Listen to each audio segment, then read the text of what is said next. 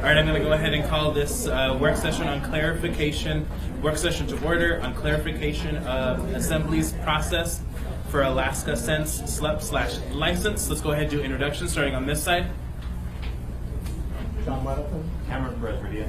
Pete Peterson. Suzanne LaFrance. Felix Rivera. Becky McPherson, Municipal Attorney. Ryan Stewart, Assistant Municipal Attorney, assisting the Planning Department. Van Fionis, Clerk's Office. Michelle McNulty, Planning Director. Brian Yale, Planning Department.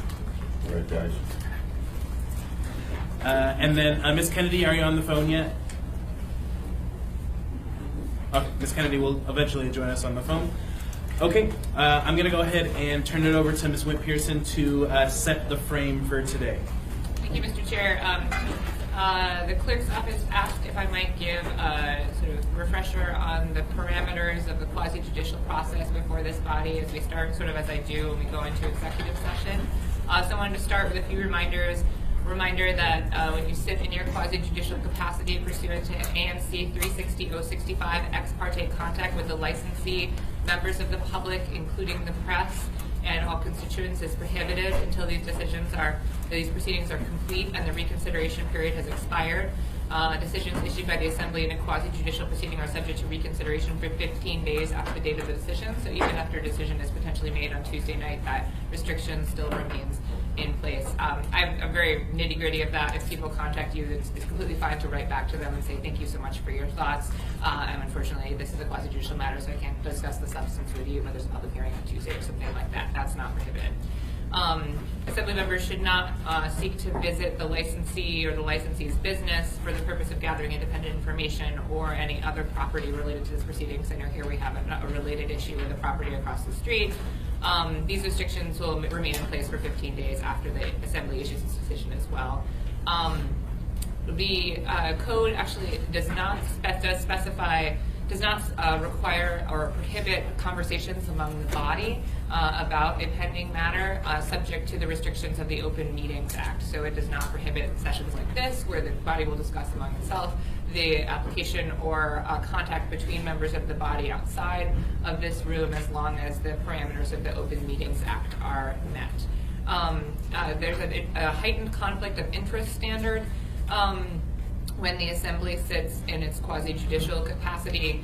The standard set by Title III is when an Assembly member or a member of their immediate family has a measurable financial interest in any property affected by the application, or if the Assembly member or a member of their immediate family could foreseeably profit in any material way through resolution of the matter. So that is, again, a higher standard than the general standard applicable under Title I.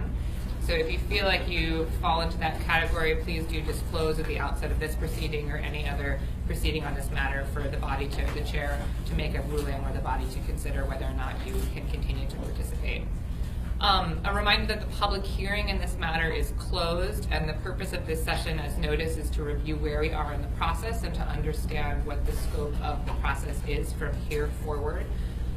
This was originally, again, the questions before this body were the license application and the conditional use permit application for the downtown or Fairview location of AlaskaSense, or no, downtown location of AlaskaSense, and and then there was this nuance about whether or not there was a use determination for the establishment across the street. At this point, that question has been remanded to the appropriate decision-making authority, which is the planning director, and a decision has been issued. So we wanted to start by having the planning director, her assistants and counsel, explain what the nature of that decision is, and we can talk about where that is in the process and how that dovetails with what this body's decision is. The big picture is that the sort of appeal process for that decision is separate and apart from this. At this point, you have a decision. It may still be subject to appeal. That decision goes to the Zoning Board of Examiners and Appeals, and then from there on to Superior Court. As the party that requested the opinion, this body, I think, has the authority to vote to ask to have it be appealed. So the appropriate route is, if you disagree with the decision of the planning director, that decision is something that you could submit for appeal to the Zoning Board of Examiners and Appeals. but it isn't something that then can be overridden by this body directly. If that makes sense. I see some puzzled faces. Other questions? Yeah. Can anyone else appeal? Yes, any other, and I don't have the exact language in front of me, but essentially the owner of the party and any other party who submitted written commentary or written comments in the process of the use determination has standing to appeal. And so in this instance, that would be, I believe, Downtown Hope Center has title to the property at issue, and so they have the standing to appeal, as do any of the parties who filed written comments. I believe there were 2 parties that filed written comments, but the planning director can speak to that. So again, it's the party who submitted the request, party whose property it is, and then anyone else who commented has that standing. So with that, unless there are further questions at this point, I would turn it over to the planning director to discuss her opinion, which I think you all have received in advance, and I think there are copies in the back of the room. Is that true? Okay. Yes. Go ahead. Okay, thank you. This is Michelle McNulty for anybody that's on the telephone. As Ms. McPherson has stated, an application was submitted for a use classification request per Title 2103 through 20. Additional information was received from the Downtown Hope Soup Kitchen and Hope Church, as well as JDW LLC.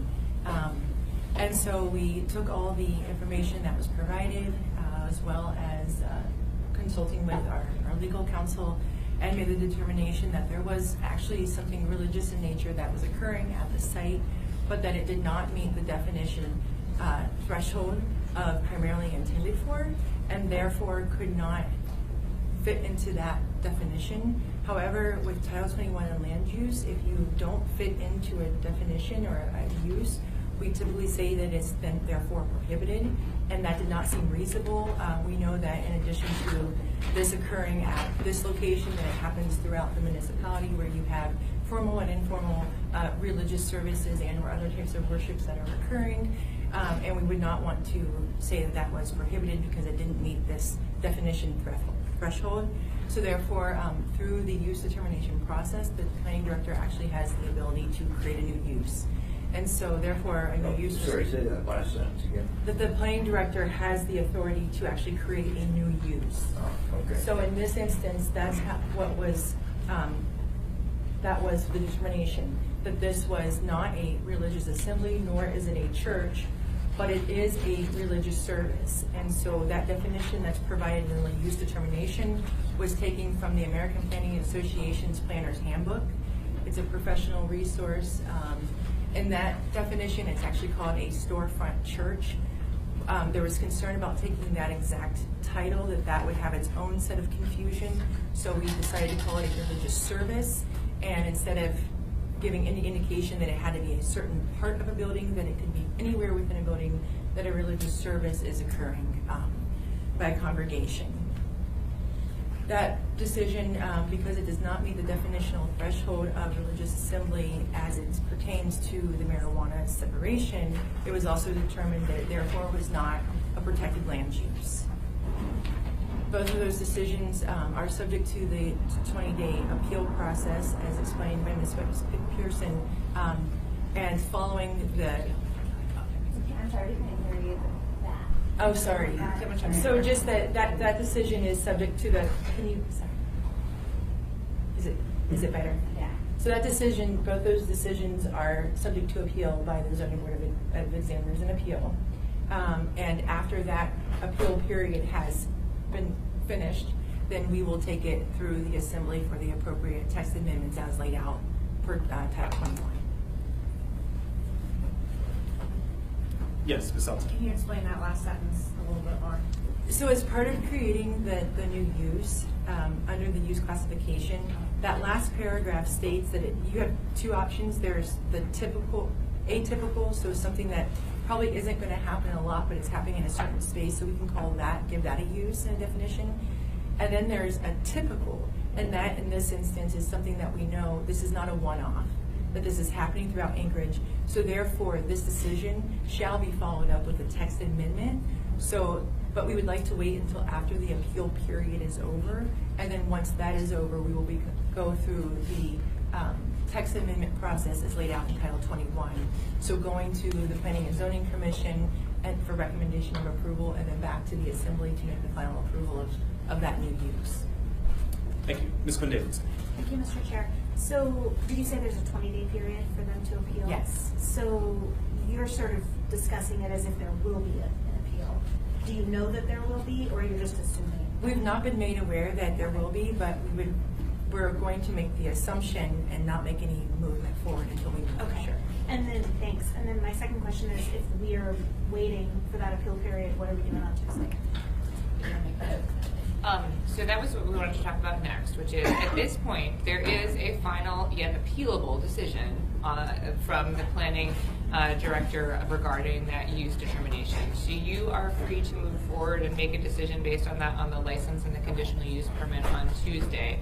If you were to grant the license and the conditional use permit, clearly, as with any land use entitlement that still has some appeal portion, it would be the applicant's risk whether, what they do with that, how much they invest and what they do, because there's still this piece of it that's subject to appeal. Your decision would also be subject to appeal separately and distinctly from that use determination. I think it's the discretion of this body how you'd like to proceed. You could certainly push this out further if you'd like to, or you can make the decision right now. And then again, that I think as coming from a background where I used to do land use work, I think that when you deal in highly regulated land uses, it's certainly something that every landowner knows how to deal with if they are applying for a land use permit, and it is still subject to appeal after whether it's granted. Thank you. Mr. Bresry. So I just need to make sure I understand that your determination, and there's two questions. I'm going to ask questions to understand, and then what exactly would one appeal? Because it feels like it's if this, then that, then that.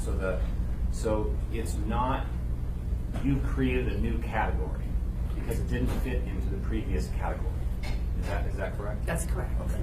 And in this new category that you created, it does not have the same kind of restrictions as the previous category. It does, correct. Why? Was that part of your determination? You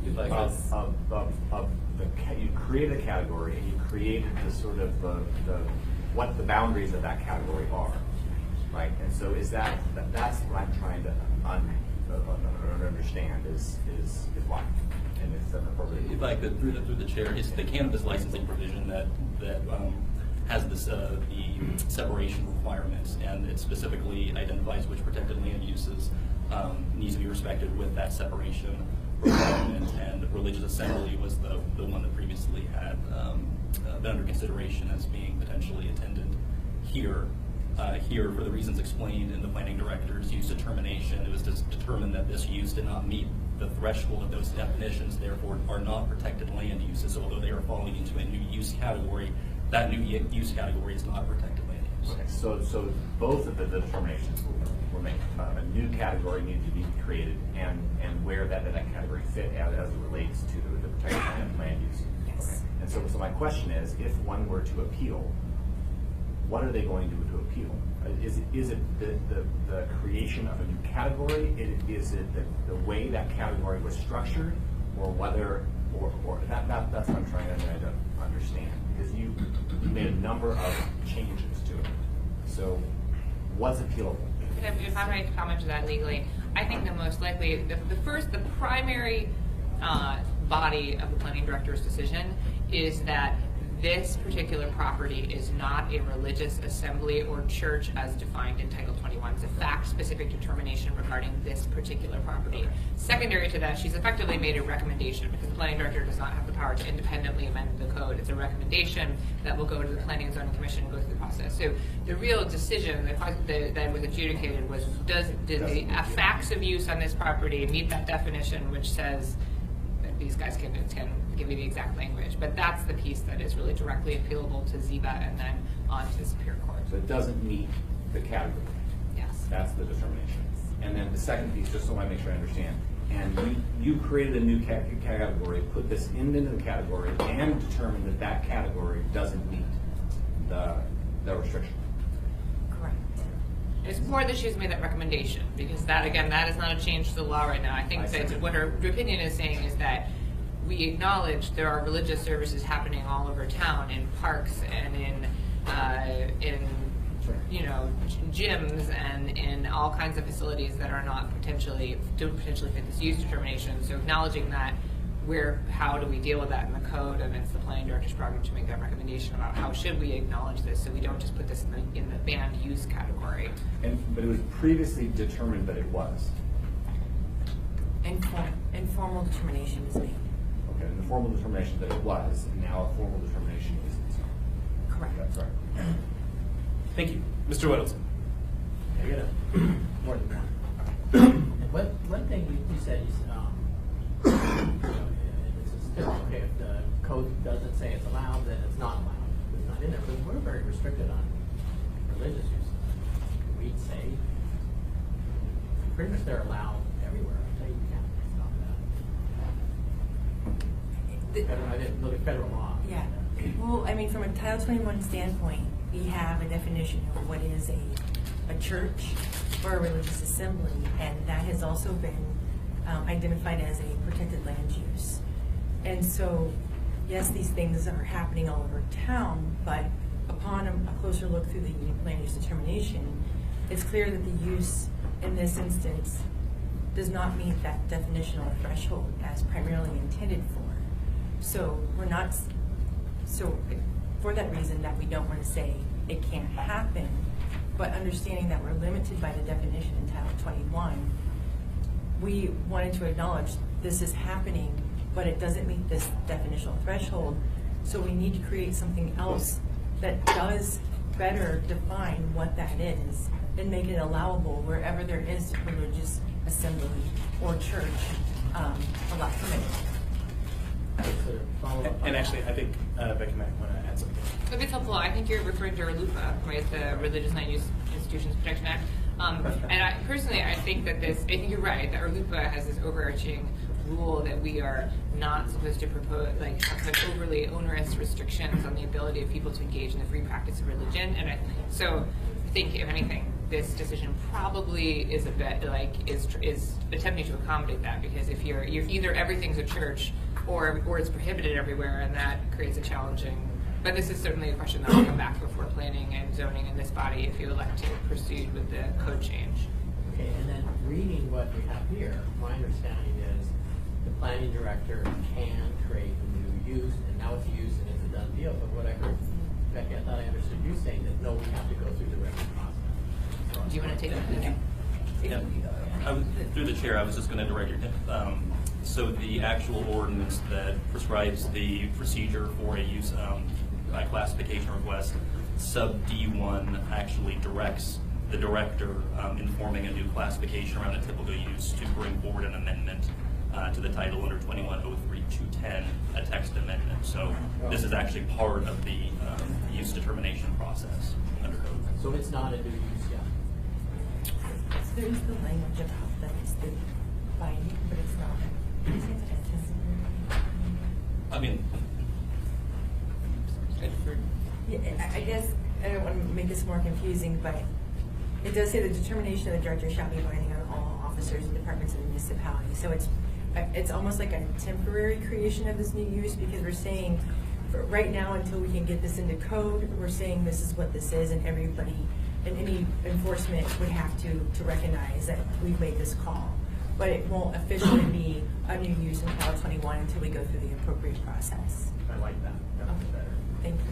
So one last one. So we had kind of hung this thing on to religious use, so we have a separation. This is now we've changed things dramatically. Now we have homeless and transient shelters, which is protected use, right? But it's only on an emergency basis, and the ordinance was very clear that emergency shelter operating on an emergency basis is not a protected land use, so therefore it does not qualify.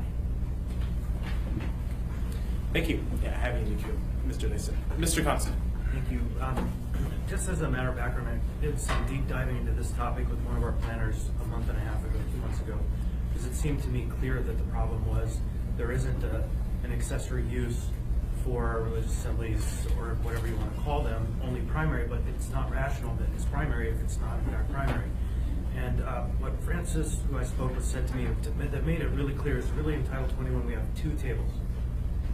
We have primary uses and accessory uses, and then the third is prohibited, or by conditional use or various other things. And so that really helped me to understand this problem. And so we have two options here, and that's what we're moving forward with.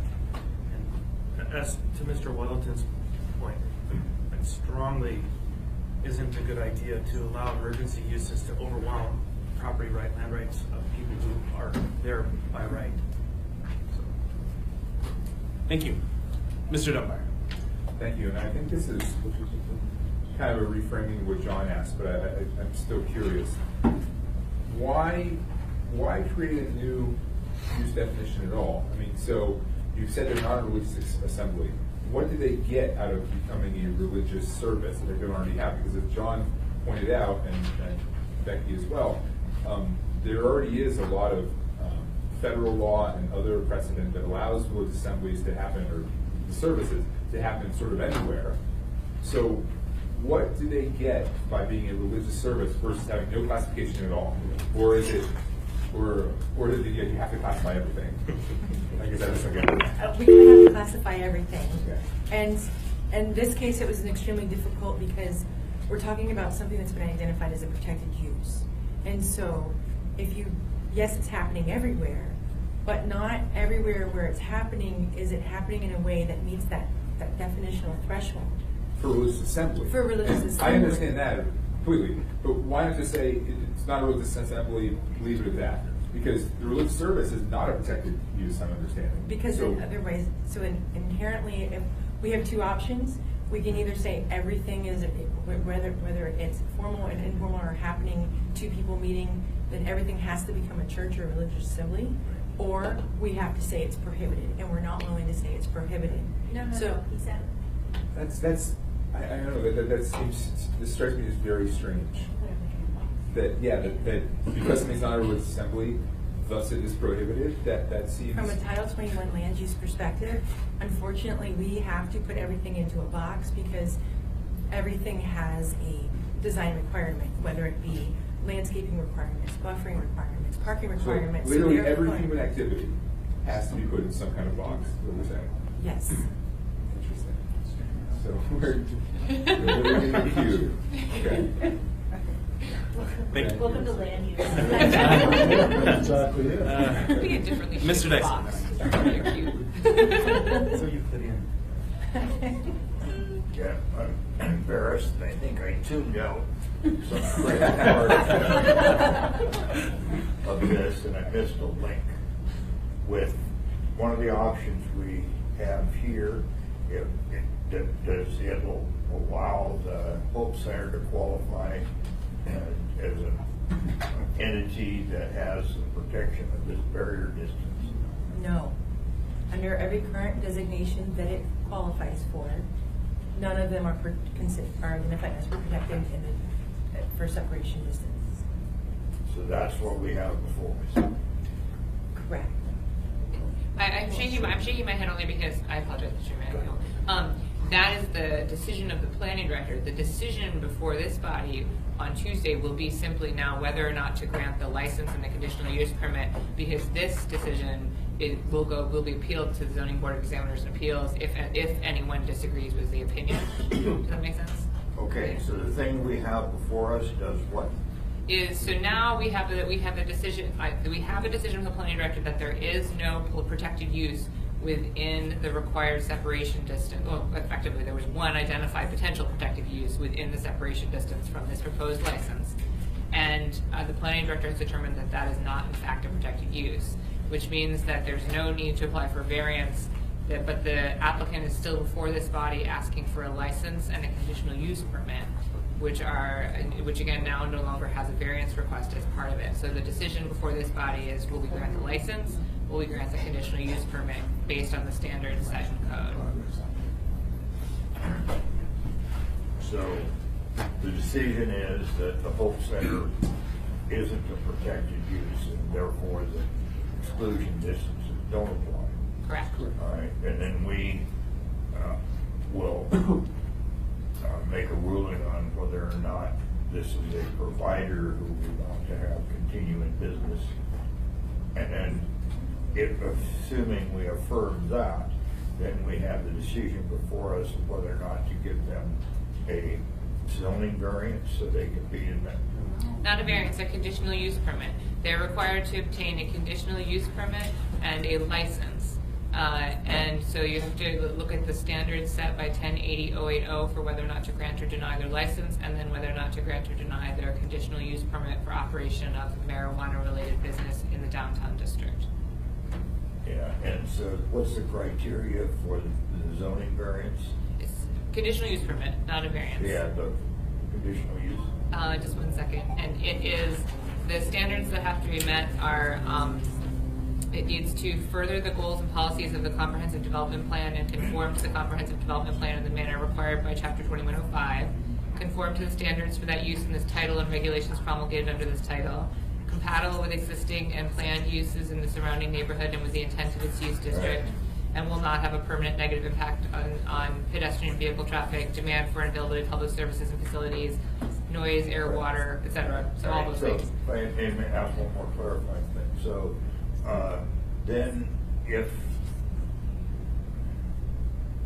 what the director has decided, you know, about, I would call it informal or less formal worship sort of situations and so on and so forth, then in the future, would an organization like Hope Center be protected? Sherry, if I may, it depends on what you all decide when that code amendment. So the director has effectively made an interim determination with the recommend, and will then kick off this process of a code amendment. That code amendment will go to planning and zoning and to this body. This body could elect to say that any establishment that hosts a religious service is a protected land use, or you could say no, that they are not, because. And so that's the decision that would be made by this body when the code is adopted. All right, so then when we talked about what we're going to do, was pending here, when you were talking about somebody appealing, you're not talking about the marijuana shop appealing. They have standing to appeal should they want to. I know, but why would they appeal? Because there are no longer any limits on where they can be. Correct? I can't speak for the applicants or what concerns they might have, but I think common sense says yes, this no longer is an impediment to their application, so they probably are unlikely to appeal. Yeah, so then the appeal would come from the Hope Center. Probably, if there were to be an All right. appeal. It could. You did the impossible. Got me straightened out. Can I add one nuance which might ruin my process, which is that this body also has standing, I think, to appeal the decision, because you all did request the decision as part of this process. So I do think that if you disagree with the decision, you could make a motion on Tuesday night to submit this to an appeal of the director's decision, and presumably postpone the final determination until that appeal has run its course. I hope that didn't throw too much of a wrench in my... Yeah, so then, but if we decide to agree with the director's thing and so on and so forth, that can't be ex post facto, right? Yeah, so it would apply to any other licensee that appeared in the future. Is what the director has decided here, does that expand the protected groups? No. Okay. It's not. Mission accomplished. Excellent. Thank you. Clarity. Did you want to add anything else, Mr. Gates? I'm just going to say this sounds like a good point to mention we have comparison documents for the Assembly 2.2C9 that represents the options that Ms. Wilkerson was talking about. Yes. You know, now looking at the licenses. Yep. Before we go into that, though, I have a line of questions, and then hopefully we'll have time to talk about the documents before us. Mr. Perez-Verdia. Mr. Weddleton. If we could add this use as a protected use before it goes through the whole process with planning and zoning. Certainly, you, well, I think it has to go to planning and zoning before, as part of the title, the provisions set in Title 21 for how Title 21 is amended. It has to go to planning and zoning first to amend Title 21 before it comes to the assembly. Makes sense. You could independently, like you could initiate this yourselves as opposed to having the planning director initiate it, but it would still go to P&Z before it came to you. Well, potentially the protected uses could be changed, but it says any type of religious use of any way, shape, or form would be protected. Correct. That could be, that change could be made either by initiation of the assembly or by initiation of the administration. Or it could be that our religious protections only go so far as the state, which would then reduce it substantially. If we open that can, there's this 500 feet closest pedestrian route, not lot line to lot line. And so if we're going to open the can, we're going to open the can. Certainly, it could be Let's changed. not open the can too much right now. It could be changed. Okay, I'm going to move on. Ms. Salatel. Thank you, sir. Yeah, I know you're next. Thank you, sir. Is there any other instance where there's potential pending appeals where the assembly takes action that could be affected by the appeal? Do we do that any other time, or do we usually stay on hold until appeal routes are taken? That is an interesting question. We've done it, so we had recently, we've had a rezone and a replat that went forward, and the rezone is actually under appeal, and the applicant has moved forward with the platting action, and they're doing so at their own risk, so they understand that if they get down the road and they think they have a final plat, if the zoning appeal is warranted, then they will have to go back. So, But that's an appeal of action we took because we approved a rezone, let's say, or didn't approve a rezone. But I'm asking, is there a path? Like, because this is kind of parallel tracks right now. There's the assembly track and there's the potential ZEBA path. Have we been on those parallel paths before where we might do something that then this path comes and like intersects with us, so does something the opposite? yeah, so in this case, that example still has merit. It's just that you've already made your decision. It's being appealed. Now it's on the path, a parallel path with the planning board and the zoning board of examiner appeal. It's not quite the same to me because we already made a decision. What I'm saying here is we could, because the appellate time for the ZEBA board has not yet expired. It doesn't expire until the 23rd. Right. It seems, to me, in some ways, premature for us to make any additional decision until such time as that appellate time ends, because it almost renders our decision moot. Through the chair, I personally am not aware of any specific instances involving the assembly, but I think it's because the realm of land use decisions that you make is relatively limited. I think the most likely examples are probably like the kind of examples the director is referring to, which may not involve this body, but which do involve a development moving forward where they need multiple appeals from multiple bodies, and they get one in place, and then that one's under appeal, and then they ask for the next one, and if they get that next one, it will be undone by a successful appeal of the first one. So it does happen in the land use context, but I think more often with our various other bodies as opposed to, at least, and I'm not aware, maybe Mr. Gates is, I'm not aware, he's a longer history than I do. So I'm not aware of any specific, assembly-specific decision points where you have had like another body making a decision that could potentially moot your decision. So, So I don't know, historically, I sort of think that if this body decides not to appeal the planning director's use determination decision, that you should proceed as if it's valid. And, if another party decides to appeal, that's their decision. And if they decide to take actions, that's their decision in the assembly, like you said, may be subject to the outcome of an appeal to ZEBA, to the Superior Court. But it really makes no sense to just sit by and wait for appeals to run their course. It could be a few years, and nobody wants to sit and, twirl their thumbs and do nothing for a couple of years while things might be subject to appeal over a long period of time. So if an appeal is taken and all the way to the Alaska Supreme Court and versus this decision, we cross that bridge when we get there. That's just sort of how I see it. I just want to, so the reason I ask is because if we decide this one way or the other, and someone who could have appealed the use determination isn't happy with our outcome, they could try to basically use the ZEBA board to intersect our decision in a way. And would the applicant, let's say it's a favorable decision by us to grant the conditional use permit and the license, would the applicant, as soon as the ZBA board appeal, would they be stayed from moving forward, or they just have to assume the risks? Like, I guess I have lots of questions around that.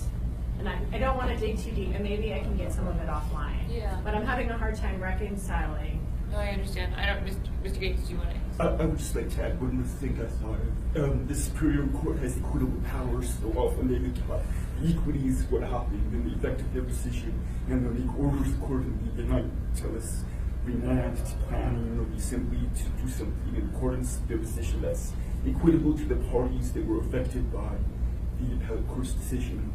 So, And I think I would say, as in addition to that, the court does have the power to stay the efficacy, the ability of the applicant to move forward with any construction if the issue does end up in the Superior Court, and that's usually the route that happens when there's competing land use decisions. Is that if the party appeals one piece of it to Superior Court and they want to prohibit anything else from moving forward, they'll ask the court for a stay, and then the court will make that determination based on their likelihood of successful merits. So that's usually, I think, the best venue for that kind of decision to be made, and otherwise it's a business risk borne by the applicant. Thank you. So I need to move on. I have two more folks in the queue. I need to ask you two to be brief, and then I do want to walk us through the document that we have before us. Mr. Costa. Two things. First, the Community Council in downtown this week, members of the Hope Center joined the Community Council as official members of their executive board, and I'm hopeful that the parties have figured out a way to work together. But I have a question for you, Ryan. Will you be submitting an amended staff report? No.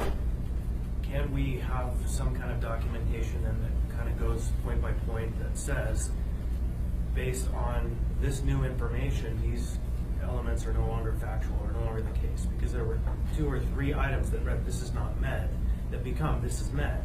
And so it would be nice to have something that establishes that in the record. I could do a memo.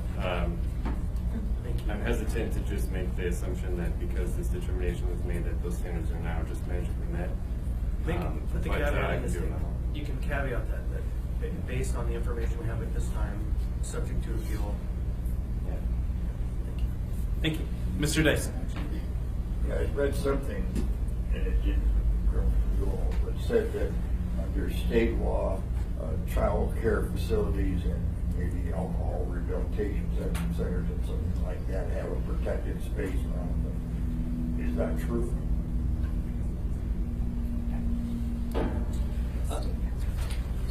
Is this in relation to marijuana?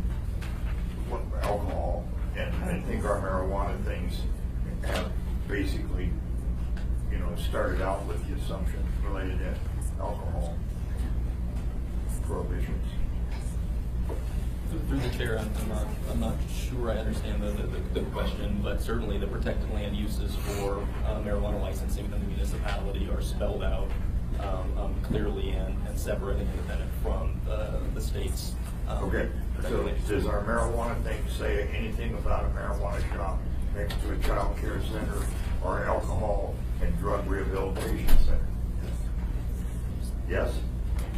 Okay, would the Hope Center qualify for protection under those kind of things, It's aside not. from being a church? No, that is not one of the identified uses of the Hope Center. Okay, not a child care, not an alcohol rehabilitation. Okay, thank you. Thank you, Mr. Chair. Thank you. All right, so we're going to go ahead and move on. Ms. Pearson, did you want to walk us through, or did staff want to walk us through the document? Sure. Do you want to do it? I can do the licensing one. Basically, we have tried to prepare three different resolutions, right? As an overview. Two. Okay. Yeah, the one that's before you currently, which has turned into an S. which is going to turn into an S of some sort. So the first document in the packet, the 357, is the one that you've seen already, and so that's kind of what is on the table currently.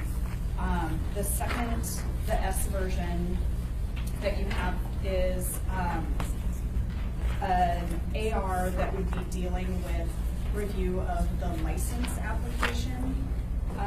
So this is dealing with just the criteria that the Assembly has to review the qualifications of the license, if they meet all of the requirements, and if it's determined that the license shouldn't be granted by the body, then there is the portion that comments on the land use then being denied as well, because they are hand in hand. If I might comment on why we prepared this, this was based on a conversation I had with Assemblymember Dyson about whether the land use issue even has to be decided if it's determined the licensee is not, that the license itself should be denied for various reasons related to the licensees or various operating challenges at other locations in the municipality. And so this is a structure basically that just would enable that decision if you decided to go that route. You can in fact elect to deny the license and then not make findings on the conditional use permit portion.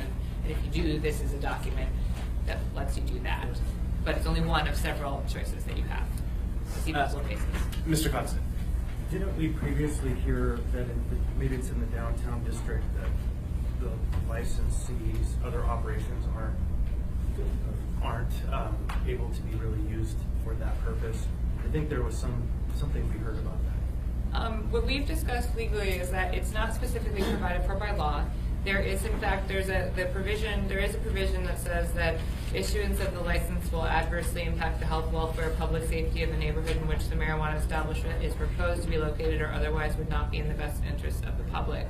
As your counsel, I would say that I think that you could potentially elect to take into account the amount of municipal resources spent on regulating a licensed applicant in other locations and parallel concerns. I think the majority of the concerns about this applicant are related to their cultivation facility, not their retail facility. But I do think it's something that under that very general criteria, you would have to make specific factual findings about why you're concerned and what the analogies are here that you would see as being a reason for this to meet the threshold of being not in the best interest of the public. That's a fairly general standard that gives you a lot of leeway. So I think I don't see a reason you couldn't consider some of the other information that I understand is in the record about this licensee in making that determination. But again, we'd have to, and we've talked about maybe proposing some language. If you're thinking about that route, we can talk to you about what kind of specificity you might need to make as findings in that category. So I have one person in the queue, but then I really do want us to spend time understanding what these documents are, because I think there's some confusion. So, Mr. Perez-Verdia. Yeah, this will be just very brief. So there needs to be a justification if we deny this. Yes, because you're sitting in a quasi-judicial capacity, you have to apply the standard. These are the criteria you get to use. And the justification can't be that the decision that was made recently in terms of the determination of land use, that's not an option for denying this.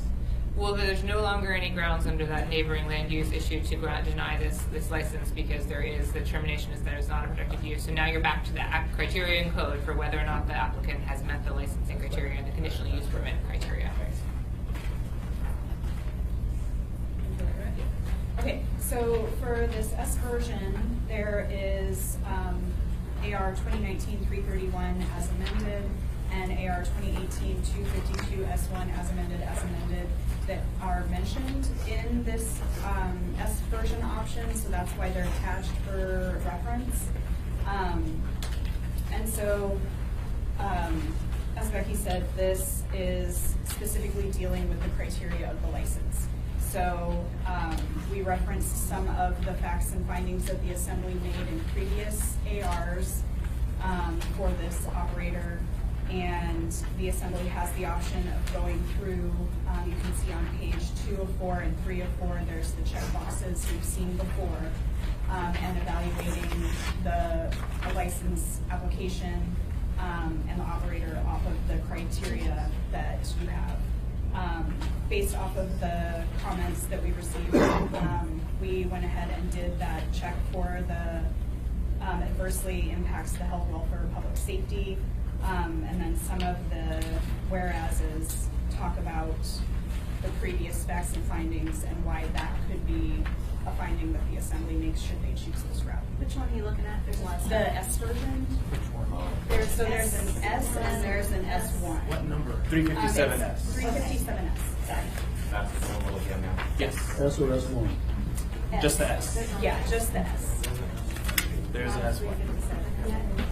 Yeah, 357S, and then the 331 and the 252 are referenced in this. We'll get through these, folks. 357. These are just background, They're right? just background These are just information. background on this operator. These two, the 331 and 252 S1 are just background on this particular licensee.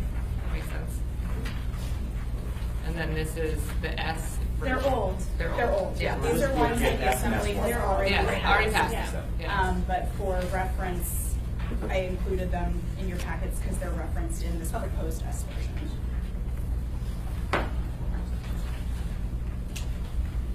Okay, any questions on the S? I think it's pretty clear what it does. Yes. Thank you, Mr. Chair. So, to Ms. Pearson, if I understood correctly, even though some of the information or findings are maybe listed in the whereas, we would need to have amendments to this with the specific reasons for denying. Yes, through the chair, I would advise that you, and those of you who've been through this before, previously there were findings, so the assembly specifically finds, and we amended it to add in here what the things you were actually finding. And I believe previously when we did this, it was like you said, there were this many incidents at this time, and this many incidents here of this type, and this demonstrated a pattern, and so we need to, if you are interested in pursuing a denial route, because you have things that you've found don't meet the criteria for a license or conditional use permit, but ask that you maybe coordinate with Dean or myself to try and so we can help try and draft those before Tuesday night. Thank you. Thank you, Mr. Chair. Thank you, Ms. Quinn Davidson. So, I apologize if other folks are figuring this out and I'm not. So the S version, you have prepared one thing that you want us to do, this S for us. Well, this one AR deals with just the license. There's the S1 version that's a separate option. So And we have that's, two- the S1's the approval. Yes, that's what we're trying to get through. Like, Yeah. so we have Yeah. because Okay. you're going to have to move a resolution on Tuesday Sorry, night. we should have done Yeah. all of them before we got into the details. And you Sorry. can move S version, which is denial S based is on the denial, criteria. S1 is granted, and we could also prepare an S2, which is denial on the conditional use permit. If anyone is interested in taking that route, we're just trying to create base documents that you guys can elect on Tuesday which one you want to move, and as you go through your process of deliberation. Thank you, Ms. Alto. Thank you. This is actually from Mr. Weddleton. Did this, absent the protected land use issue, did this get a recommendation out of CEDC, or did it just hold because of protected land use? We did not recommend, I think we have another meeting on the 12th on it. And it's on the agenda for the meeting on the 12th? So the 12th is dealing with a totally separate Oh, that's license good. owned by their currently operating licenses that will be at the CEDC on the 12th. So this is totally different. Can I ask one more question? Have we made a recommendation out of the CEDC based on past operations of a licensee towards a new license? Have we ever done that? Yes. No. I'm not aware of it. Your AlaskaSense company opened second location. So we approved the first one. Affirmatively. Recommended. Affirmatively, we have. said, oh, great operator, will Yeah. probably be great operator, but not the opposite way? Okay, Yeah, there was a fact, but we never stated it as a finding. okay. Thank you. Mr. Weddleton? I just, so in a process, someone could move S, should it fail, then someone can move S1, is that correct? Or vice versa. Or, yeah, vice versa. Mr. Gates? Oh, I was going to mention, I recall the CEDC meeting a few times declined to make any recommendation at all for some instances. So that was sort of broader. To recommend, to propose, give it to the full sorry, I also wanted to add one other thing. The S1 version for approval, the assembly also could amend to add conditions that they found are conditions of approval. If they would help to mitigate the, compatibility problems with that. Thank you. And I think one of the things that our team is looking for is, do we want any additional documents, or are these two enough for us, and then we'll just amend and mess around with these two documents? And I would say if you aren't sure yet, that's fine too. But I would just respectfully request that if you do want to move forward and there's something you have in mind that you might want to do, that you might let Dean and I know as soon as you have that thought, because we will then be able on Monday to try and prep. This is a little complicated when you this quasi-judicial process here because of how you guys operate, and so we just want to try and have all the paperwork, all the various options documented in advance, and then we can deploy whichever one matches the will of the body. But knowing which options you'd like to have available helps us. Mr. Whittleton? So aside from this in detail, so we're in this quasi-judicial process, which is going to be very, the public hearings closed, but can the applicant have some amount of time to plead their case? And then, so anyway, that's something where we've been working this up in artists we haven't seen yet. I believe that piece is already run. At this point, the body can request additional information from any of the parties, including staff or from the applicant or any other individuals you'd like to request more information from during the quasi-judicial hearing on Tuesday. But I believe I will look to Mr. Gates for his thoughts as well. I agree with Mr. Pearson. Tuesday night could also call one of the parties up to ask me questions. Tuesday night if you want to. Thank you. Ms. LaFrance. Thank you, Mr. Chair. So another question for Ms. Lynn Pearson. In terms of proposing additional conditions, then is it permissible to ask the community or work with the community on those, or do they have to be just They would provided? need to be invited to participate. You could ask from them during the public hearing and incorporate them as amendments during the public hearing, but you can't meet with the community in between now and Tuesday night individually for feedback. That part I understood, but in terms of can they who receive emails? I would advise to anyone who's present, I would advise members of the public and parties who would like to have any additional information included in the record to email the clerk's office, and the clerk's office will distribute the relevant information to all parties to the proceeding, making sure that it's appropriately in the record. I think what Ms. LaFrance was asking, and maybe you weren't, but what if one of the partners, one of the licensees or someone else, parties, thank you, words, emails one of us and says, hey, we want you to consider this, then what do we do? I would forward it to the clerk's office for forwarding to the body to make sure that everyone has the same information. But what do we respond with? You could respond and say, I'm forwarding this to the clerk's office for transmission to the body. This is a quasi-judicial proceeding, so I'm not allowed to discuss with you the merits of your feedback at this time. There we go. Thank you. That does. Mr. Costa. Yes. The community has already spoken, and I would recommend, though, that the community council, the people in the surrounding neighborhoods, the parties both submit to us in writing their position, what their thoughts are on this conversation in writing in advance, and also if the community council wanted to and the parties were willing, that they all got together for one more opportunity to have a conversation about where we are, and then if you guys have any other thoughts collectively, send them our way in advance of Tuesday in writing to the clerk. Yes, Ms. Another LaFrance. question. And so if that happens, if we were to include any of that feedback that would flow through the clerk's office, we would not be able to include it until doing a floor amendment then at the meeting.